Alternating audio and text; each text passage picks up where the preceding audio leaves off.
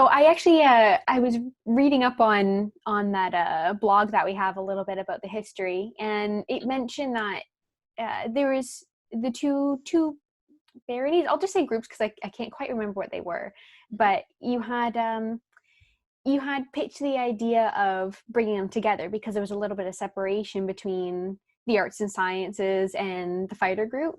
Mm-hmm, mm-hmm. Yeah, well, it was the basically that kind of ever work been done for Hub and the Ottawa. I don't even remember if Greyfells, if the Kingston group was going yet. And that chunk of the 401 really did create a pretty broad cultural gap between the two areas. And so, yeah, we thought that becoming a barony, first of all, you can give out baronial awards, and we almost never saw the royalty, because with two exceptions, being Finvar and Hugo, all the royalty lived in, Ohio or Kentucky or Indiana. Right. Once a year we did the 12-hour pilgrimage from Caldrithig, Skraeling, all the way down to Windsor for that 4-hour interminable court where a year's worth of awards to everybody in Ontario was given. Oof. So that's where I got my laurel, was in one of those marathon 4-hour courts. Oh. You had to kind of like wake yourself up in order to get that award. Oh, this was back in the era where you didn't get warned and you didn't have vigils. They were what we now refer to as drive-bys. But the only people who ever did vigils were knights, and in all of the, where all equal peerages weren't equal. Right. Get that stuff if you were a laurel or a pelican, and we didn't have masters of defense back then. And so, I and the rest of, all of us up here in Skraeling go down to Windsor for the great big Starleaf Gate, for the court where the Americans would come up that far into Canada, 20 minutes across the border. And so the fighting goes on for, hours and hours. It was an event they held down there called Clancy Day. And I was briefly apprenticed to Duchess Kaelin of Aaron Fitzhugh, who was Finvar's queen. Okay. Reigns. And I mean, everybody laughed at me and said, well, why are you apprenticing to her? I said, because I think she's got a hell of a lot to teach me. And like me, she's a laurel of all things. So it was very exciting. I don't think I was apprenticed to her for a year. So clearly they'd already been discussing me. And maybe that's what's at me. And I had kind of a step laurel, Dame Ellen the Fair, from Treachercy from Chicago. And they were the two first laurels of the Middle Kingdom. They were down at the same court. Okay. So I was apprenticed to one, and Ellen was kind of also like my foster laurel. Remember, we have no Zoom and we have no internet in these days. So you're sending letters and running up outrageous phone call bills because it's super expensive by the minute in those days. Right. And both, I mean, it wasn't unusual for Kaelin, not Killen, but Kaelin to have come up because she was in East Lansing. That was like day trippable for her. And it's where we got to see the Michigan people and the Ohio people that was at this one event. If you weren't going 5, 6, 7, 8, 10, 12 hours into the rest of the kingdom. And Ellen took a train all the way up to Ottawa to spend a couple of weeks. Our founding baroness was actually, she did her master's in Bloomington, Indiana. So she had lots of, Illinois, Indiana friends. And it wasn't terribly suspicious for Ellen to come all the way up here, spend a week here visiting, and then go get a ride down with us to Detroit and then continue home from there. And she was staying at my place. So I'm off at work and I had no idea. She was running around my house taking photos of all this stuff, photocopying all the words of all the stuff I'd written. I had no idea this was going on. This was a setup. And it's happened a couple of times. And so we all go down for Clancy Day. And there was always a break of about an hour and a half when the fighting ended, before they would set up these monstrous feasts for 200, 250 people. Oh, wow. All period foods. So amazing. And so I'm just sitting and talking to my sister, who hasn't played in many years, but she played for a number. And, you know, so she and I are sitting with another friend of us, a late Laurel from up here. And Ellen comes over and just puts her arm around me and says, Tsivia. And I said, yeah. She says, would you do me a favor? And I said, sure. What? She says, and she just smiles at me. She's got her arm around me. And she goes, where's something really nice for court tonight? Turns around and walks out. And I'm like, what? And then it's like, you hear this rock in the well going plunk. And I look at my sister and she says, well, and I'm like, oh my God. And she's like, Ellen, the Laurel just told me, and I'd seen her earlier. We'd gone out for lunch at McDonald's, and she had this solid brass. It was a heritage Laurel medallion from the Middle Kingdom that had been made by a long ago metalworking Laurel. Right. And it was brass, so it discolors. And we're sitting there, and she opens up a pack of ketchup, and she's rubbing ketchup all over this thing. And I'm like, Ellen, what are you doing? And she says, it's the acid in the ketchup. It shines up brass. So I watch her, and she cleans it, and damned if it didn't go ding, ding. And I'm like, wow, absolutely not at all, okay? Okay. And I look at my sister, and I'm just like deer in the headlight, and I go, and Ellen just told me to dress nicely for court. Tick, tick, and then the rock goes down in her pool, and she's like, oh my God. And you know, my sister and I are like jumping up and down and screaming. Masters, you know, right, he was Masters Svaton for 3 days before he dies. You know, Svaton comes over and he's like, what is wrong with you two? And because now I'm just screeching and tears pouring down my face. And my sister goes, Ellen told Tsivia to dress nicely for court. And you could see, because everybody's confused about, well, she's not a oh my God. Before long, almost everybody from this canton, we were standing there in the middle of the gym, jumping up and down and screaming at each other, and people are all kind of looking at the bunch of us. 4 hours of court. Oh my God. And it is sitting right in front of me. And I, you know, and I've got, next to her is Ellen. And on the other side is my Laurel Kellen. And I'm just like, you know, we're working our way up the rank of the awards, you know, like 15 Kingdom Hearts Awards, 12 Kingdom Service Awards, you know, and I keep going, and they're going, not yet. Not yet. And, you know, I was nobody warned me to bring really fancy stuff. So I had the best stuff, you know, that I'd had for court. It wasn't junky stuff. And yeah, they, you know, they just come up. And the deal was, in the Middle Kingdom, they, you know, the royalty would work their way up to the peerage. Well, then the only one you knew would be coming would be a knighthood, because they done vigil, right? But they usually did the other ones before the knights, because, you know, all those equal peers that aren't equal. And, you know, I'm sitting there, and all of a sudden, you know, the king and the queen are kind of fussing and looking around, and this was more or less the pattern. And they go, something not right. And then somebody from that order, Laurel or Pelican, would come over and say, Your Majesty, I think I know what the problem is. Yeah, no, there's just something not right. And they look around, and they go, there's someone missing. Call up the order of the Laurel, Pelican. And they'd all come up, and they'd all kneel down, and they go, is this correct? And they'd go, yes, Your Majesty, one of our order is missing. Well, go find them. And they'd play this hide and go seek, walking up and down through the crowd, and they'd almost grab somebody, and they'd walk away, and and I'm just like totally deer in the headlight as my Laurel and the other my Laurel come over, and they kind of tag me, you're it. And they walk me up, and I remember nothing I swore to, absolutely nothing, because my ears were hissing, you know, like the sand of an ocean. And I just knew.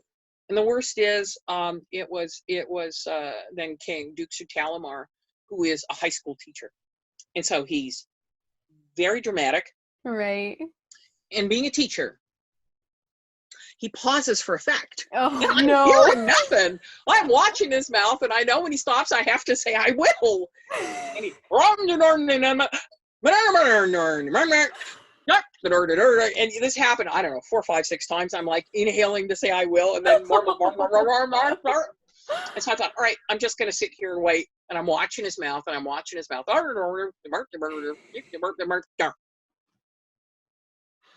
And now people are starting to look at me. I will, I do. Oh my God. It was almost a year later before I actually heard the oath for a laurel of the Midrealm and knew what I actually agreed to do and say.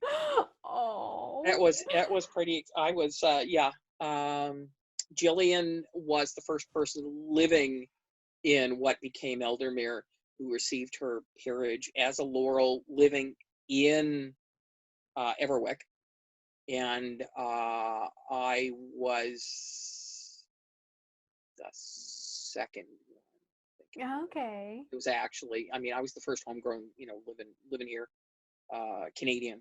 Mm-hmm. She was an American that was here for school. She finished school, Right. and she went back and actually ended up marrying an SCA person, and I don't think either of them play anymore. Oh, They're still around. Hmm. So yeah, I was that was a long drive, and we did it every year for a long time. So becoming a barony meant we could have baronial awards, and they were, a super high, super big deal. Right. Once a year was when you got anything else. Hmm. So before you became a barony, did you do court? No, there wasn't anybody to do court. Oh, interesting.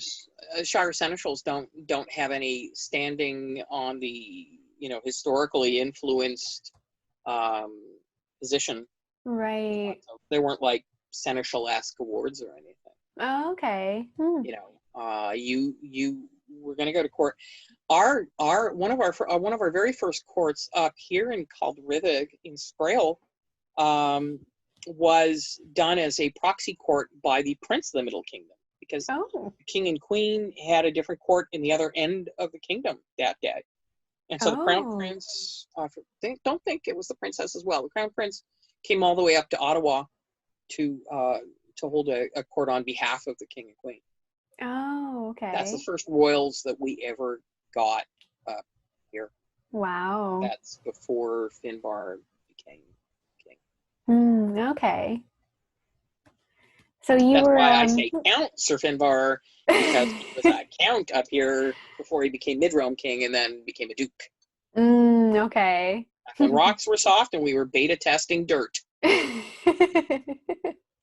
That's a good saying. I like that. Yeah, well, a lot of my friends go, yeah, we were testing dirt. I'm before rocks were soft. I'm testing dirt. I went, all right, well, I'm not quite that old, because like Finbar joined, the SCA, Ohio 3 or 4 months before I joined in Atenveldt. So literally the gap is that short. Right. But he was a PhD student, and I was 16 when we got my 4-year BA just after my 19th birthday. Okay. I was really young, and I think a lot of the people in Everwick who didn't like me because I was all also realized how young I was. Yes, for sure.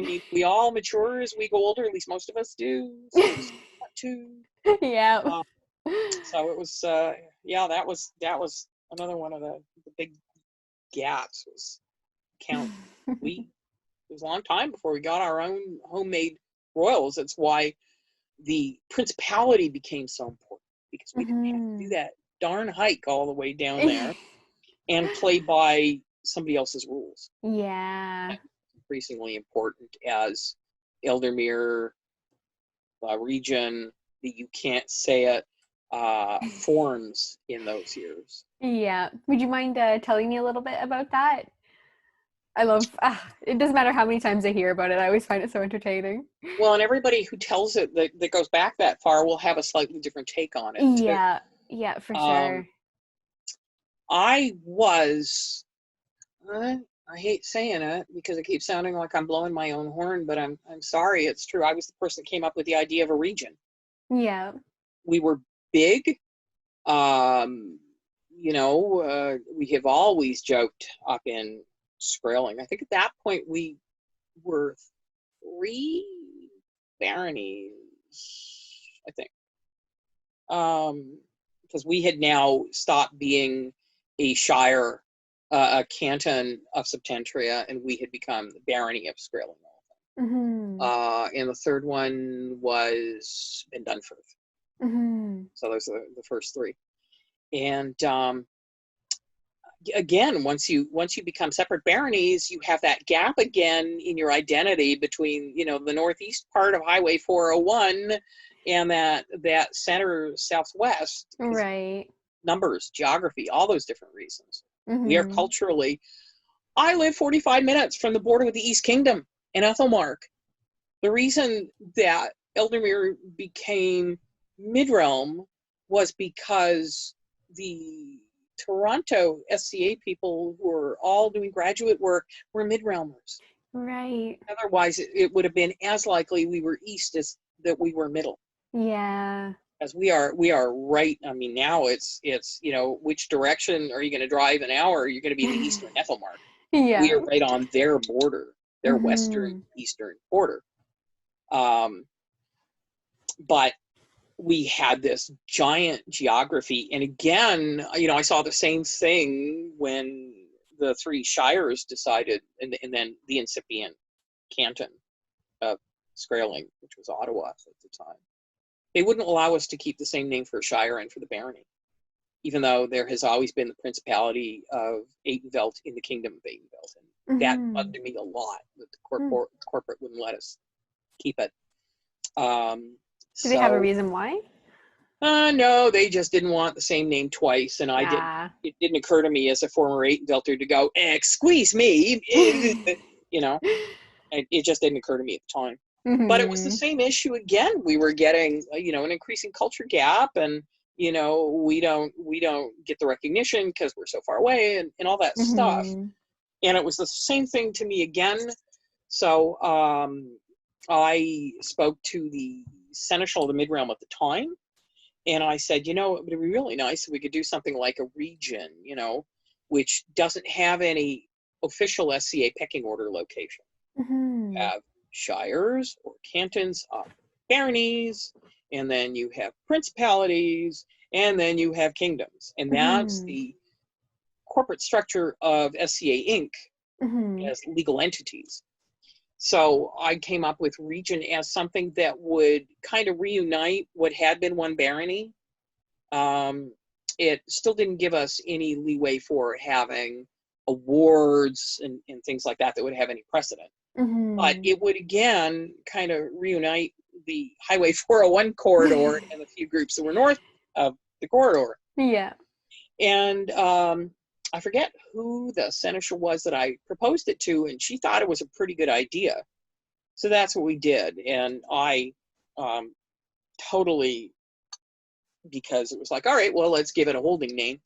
I came up with Argenterre, which is really bad, not French for the Silver Lands.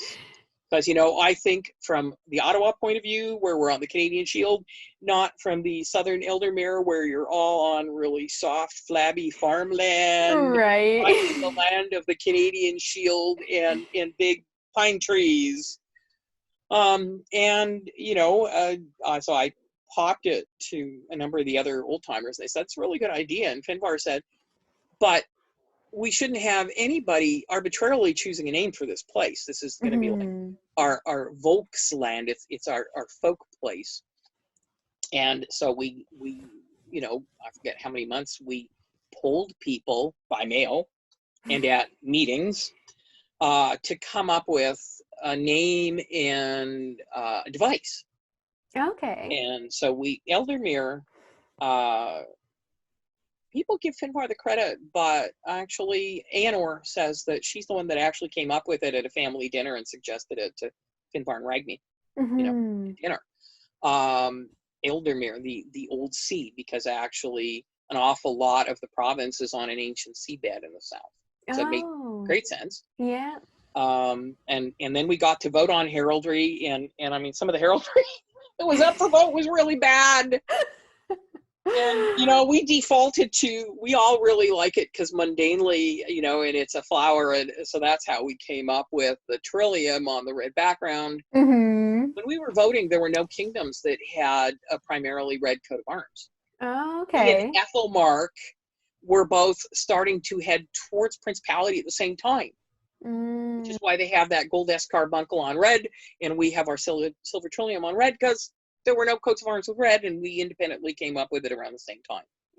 So we Okay. voted for the name, we Mm-hmm. voted for the arms, and I stepped down, and it was Mistress Ragni who took over as regional seneschal. Mm-hmm. Kingdom seneschal in the Midrealm traded over, and it was not good. It was not good. I'm going to be extremely politic, because before I handed it over to Ragni, I had run up a $450 phone bill talking to this woman. Oh my goodness. Yeah, keep in mind this is like, you know, what, 1980 something dollars? Because you paid by the minute. It was an international call. Nobody had cell phones, right?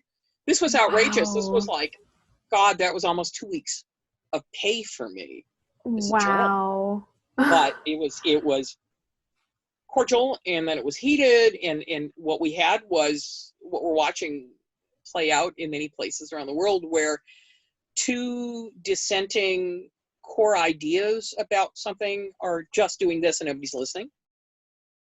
And as I pointed out, when we all wanted to be one barony, it's a culture difference. Yeah. You know, Ontario and Michigan and Ohio and so on and so on and so on.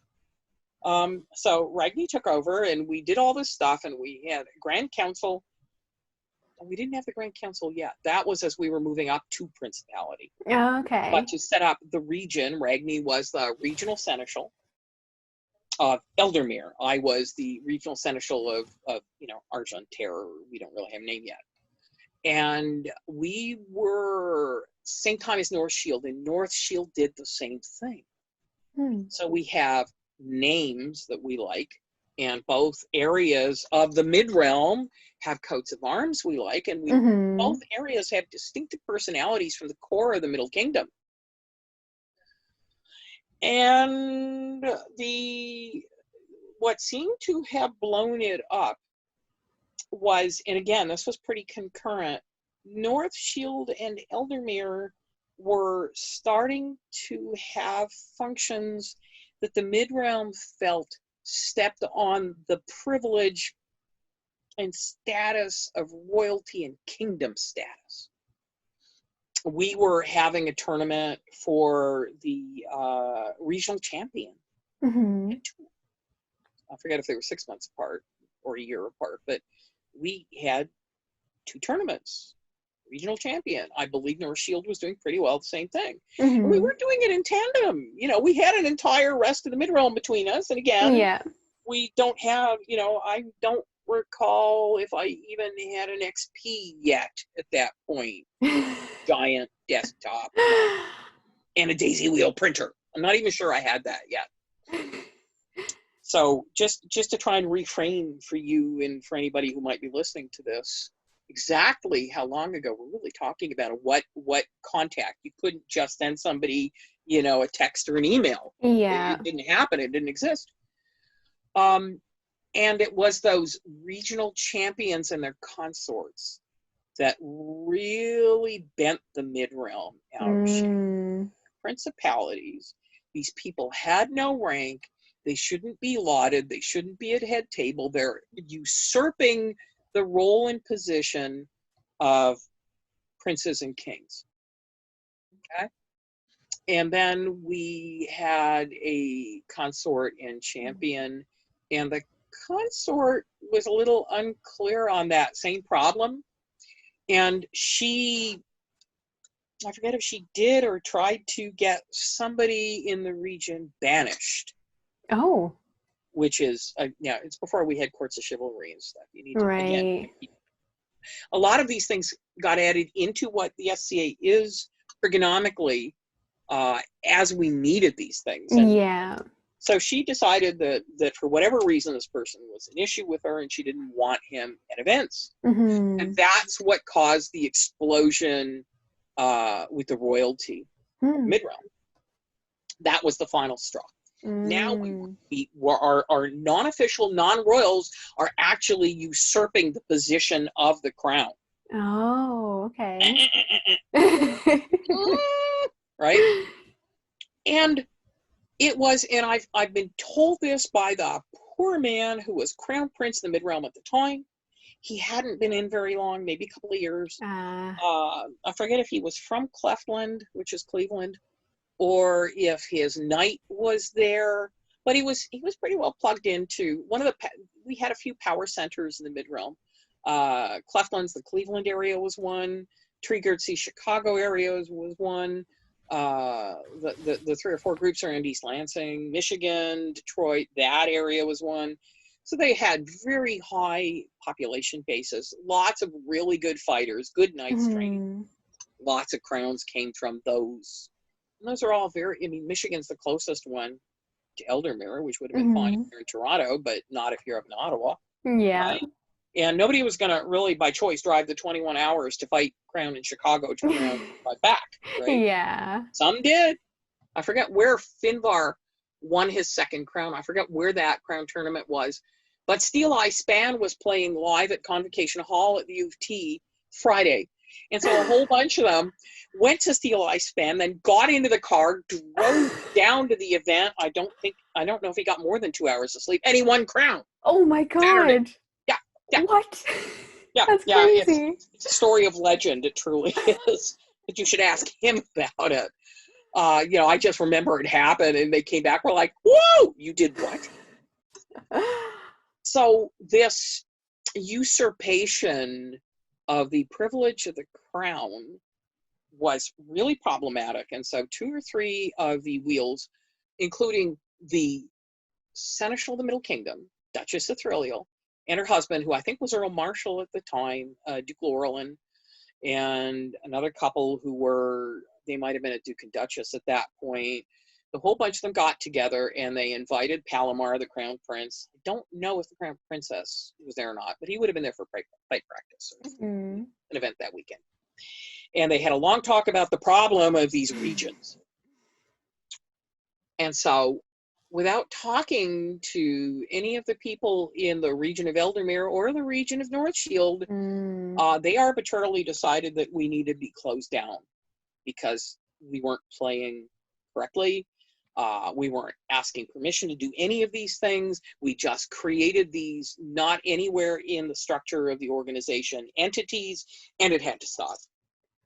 So I was not at the event where that was delivered to us because it was given at an event in the east, which is now Ethelmark. It was at Ice Dragon, right, in the Buffalo area. And Palomar, the crown prince, had driven to this, and he has no idea of any of the backstory. Okay. Oh no. He's just hearing these kind of elders of the SCA in that area of the kingdom talking about how terrible it is, and we're doing all these bad things, and it's just not, this is not our game, and it has to stop. And he figures that we'll be happy about this, and wait a little longer, and they'll nurture us up, and then we'll eventually become Principality. That's the way he understands his job. Because I have talked to Palomar, and his eyes fill up with tears when he talks about this. Oh. He was in his 20s. He was a hot stick jock, crown prince. Oh no. I think he was knighted by then, but he would have been a new knight. He would have been a baby knight. Okay? Yeah. So he has no idea of the broader scope. He lives in the Midlands area of the Middle Kingdom. And as it was told to me, because I didn't go there, Buffalo from Ottawa is a long stinking drive. Yeah. You got to go around that Great Lake, either to the north or to the south. So not a large number of our people have attended that often. Apparently, as I understood it, Palomar called everybody from Ealdormere into one of the rooms and informed us all that we were disbanded. that we were not to use the name, we were not to use the arms, we were not to call ourselves Ealdormerian, because there's no such thing as a region. And we're done. And he told me that he could not figure out why, you know, you got everything from dead silence to you could see rage and fury on a lot of faces. And a lot of them look like the Munch painting of the scream, right? But it was like, all he knew was whatever he'd done was horribly wrong, and he could see that immediately. Oh, He had no no. idea why. He like I say, didn't understand any of the backstory. Yeah. He just in it that one evening when they all decided this stuff has to stop. Oh. And it was terrible because both regions, all the ire was aimed not just at the king and queen, and not just at the seneschal and the earl marshal and that little clique out of Cleftlands. It was aimed at him and his, I think, wife at the time. It was just like everyone. Yeah. Everybody who was involved in any way. We didn't know all of who was involved in making the decision, you know. And as soon as that happened, Ragni sent a letter to the kingdom seneschal, to Thirleal, and said, I need to step down immediately, because if you're making these assumptions that I am essentially treasonous, and that my friends are treasonous, and that everything that we've been doing is based on some kind of hate, or kind of anti-SCA, anti-Midrealm sentiment. Right. And I can't serve this position, because it was administrative. Yeah. It was just an administrative thing. We had 4 or 5 of these regions for, you know, not being the seneschal, having to gather all the info from that big a geographical footprint. And I said, well, you know, we should give it a bit of an identity. That's all that was supposed to be. So yeah, they drove back to everywhere they were from, and it absolutely went down like a vat of acid had been poured. Oh. It's exactly the same in North Shield. We were all like, so North Shield people and Ealdormere people were phoning each other and colluding on what the hell do we do? So we immediately came up with 2 names, and I can't tell you who came up with which one. I think it's possible that Lord Halfdan the Piper may have come up with one of these, but I'm not positive. The first one was because we were a pretty heavy drinking crowd back in those days. And you will notice, if you are a bard and you have a poetic ear, that Ealdormere sounds a lot like Aldabere. And so anytime, you know, anybody won a tournament or got an award at any Midrealm place, we'd yell, Aldabere! And we, you know, Oh my wasn't God. a fist, it was picking up a stein, and we'd all yell, Aldabere! And the Midrealm didn't quite get that. That's brilliant. Very good at insurrection up in Ealdormere. And the other one was, can I still come up with the whole thing? A geographical construct for administrative purposes only of the area formerly known as Ealdormere. Oh my goodness. Can't believe that. I probably haven't had that come out of my mouth in at least 10 years. Yeah, so we were all either took a line and a half to type it in, or Aldabere. And our cheer was Aldabere. And I know North Shield did some similar stuff, but I didn't know anybody out there well enough to get their stories, but I lived our stories. And so our newsletter was for the geographical construct and the administrative. Oh my God. Yeah. And I mean, they were expecting us to choose to go Principality very quickly, but we didn't feel we were ready yet. And to go Principality, you need a certain number of peers in each category. You need a certain population base. I mean, there's all this mundane stuff in, you know, in Curia and Corpora on this. And we were not going to give them the damn benefit of the enjoyment of, see, it should have just been a Principality. Yeah. Neither did North Shield. So we were the Aldabere crowd, And as more and more of our laurels and our pelicans and our knights, it was about, I think, 2.5 years all told. And we did form the Grand Council when we started to talk about eventually going to Principality. So that was probably a year, maybe 14, 16 months before we actually, you know, were officially a Principality in Midrealm. Mm-hmm. But, you know, insurrection, you know, are us, excuse me, with my beer stein here. So at one point, the Midrealm put out requests for new regalia. You know, real royal kingdom regalia is frequently precious and semi-precious stone, gold or gold plate, depending on where you are, and they have a great deal of symbolic meaning. So you don't just slack this stuff together. And we still have some of the greatest artisans in this organization living in the boundaries of Ealdormere. And we did then too. One or two of them have passed away, but nonetheless. And so we took on a grand kingdom project, well, Ealdormere project for the Midrealm. And so we made 2 crowns, and we did a scepter, and they're plaque crowns. So there are pins, it's completely period design, pins that hold different pieces with an enamel center and stones around them. And that way you have extra plaques, depending on how big or how small the head of the people wearing them. It can be fitted to be pretty close to bang on. Oh, smart. One Duchess in Ontario that I know it's impossible to make it small enough for, even with a padded roll. Their big crown went poof, right down her shoulders at their coronation. She's tiny, tiny, tiny. But the point is, king and queen, and you know, they had roses on the queen's ones. I forget what are on the king's ones. And, you know, I mean, Mistress Tamara Amalthea did a lot of the enamel work. They were done in fancy boxes. The locks were done by, I have forgotten. And then they had big leather carry bags. The master record of Sabletree did the leather carry bags and all the tooling on them. The boxes were tooled.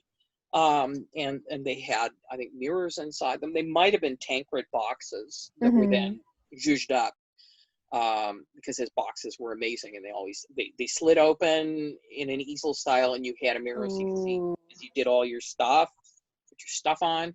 So we gave them everything. We gave them 2 crowns in embroidered bags for all the spare plackets, and the box to store all these things in, 2 boxes, and they were all worked, and they had period locks. It might have been Master Helmet of Greenland, I think, did that, because he's a blacksmithing laurel.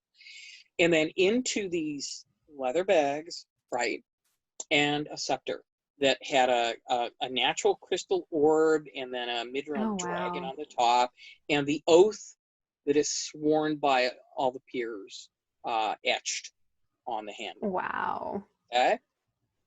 And somewhere on each individual piece, you're going to see usually a wolf head, because of course that's our animal for the region that didn't exist. Oh my goodness. I think some of the pieces on the inside have EA for Ealdormere, and they probably assumed it was whoever made the piece.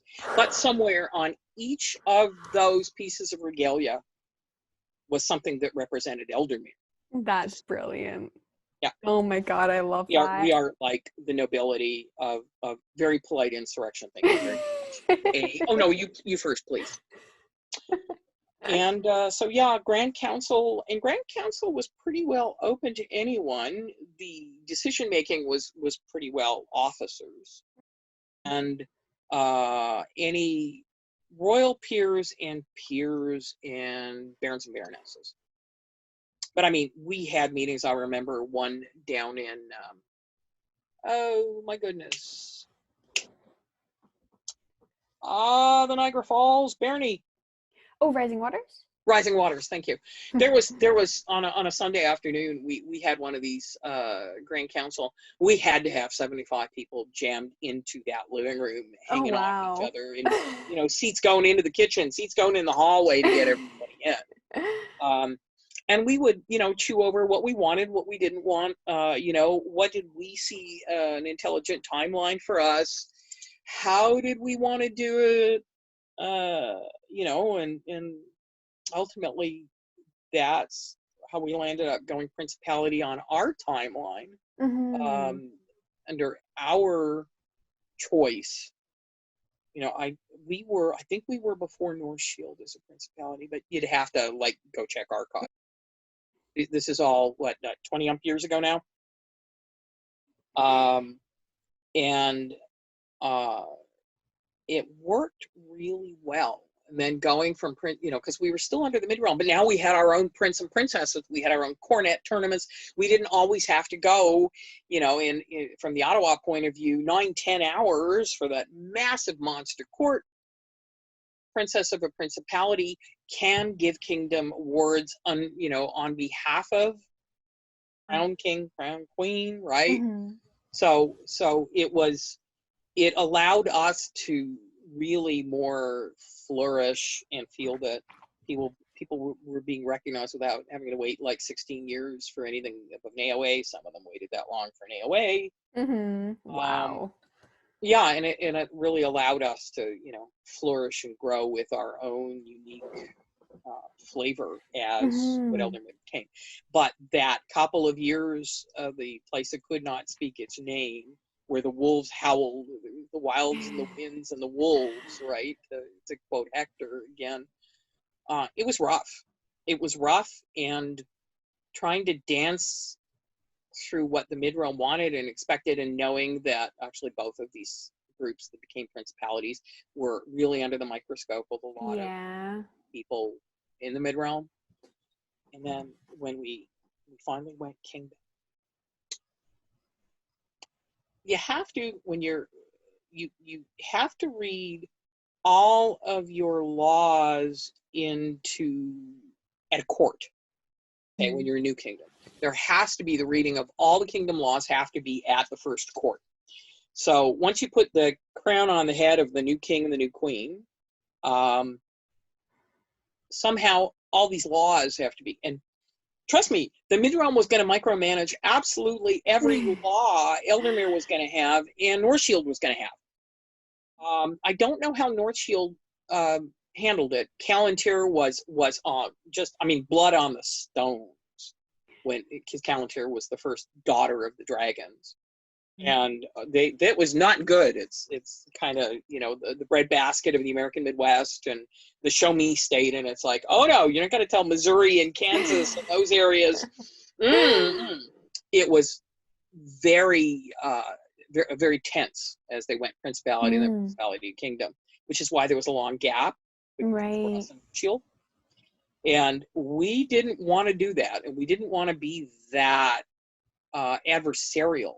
Right. So we ultimately, and this was a Grand Council thing. We just kind of pretty well said yes to whatever the Midrealm said we had to have in our laws. And you know, they put the crown on David and Alina's heads. We're now Ealdormere, and we have a great big, you know, old party celebrating the old and the new and all that good stuff, and lots of pomp and a whole lot of words. And the king and queen of the middle had signed off, of course, on these laws. Okay. Now, we don't need to fill an hour and a half of reading these laws in the main court, right? I mean, oh my God, no. So they moved that part of royal court into another room, and we had a tag team of a number of court heralds who read in all the brand new amendments to the laws, which had been signed 20 minutes before. Because now we are our own kingdom, and we call our own shots. That is, I love that. I'm telling you, we are very polite disturbers. We are. Good insurrection. We do the best insurrection. We serve insurrection hot. Oh my God, that is so Ealdormere. It is. It is.